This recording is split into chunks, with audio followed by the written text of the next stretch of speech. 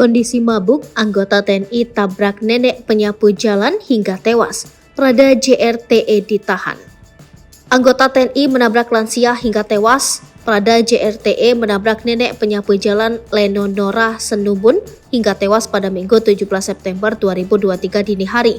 Peristiwa itu terjadi di ruas jalan Dr. Malaiholo, Kelurahan Benteng, Kecamatan Nusaniwe, Kota Ambon, tepatnya di depan rumah Susteran Gereja Maria Bintang Laut, sekitar pukul 3:52 waktu Indonesia Timur.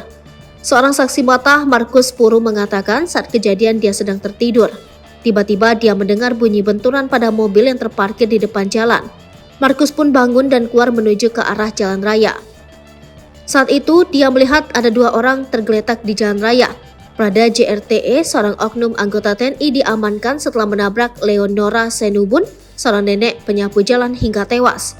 Ia kemudian mendekati kedua orang tersebut dan melihat sang nenek penyapu ini sudah berlumuran darah dan tidak sadarkan diri. Markus kemudian menyuruh salah satu pemuda di lokasi untuk melaporkan kejadian tersebut ke Polsek Nusaniwe.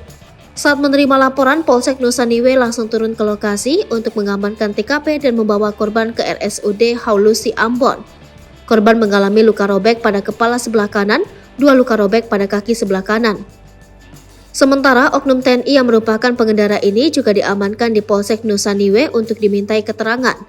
Oknum TNI itu diketahui tengah dalam kondisi mabuk.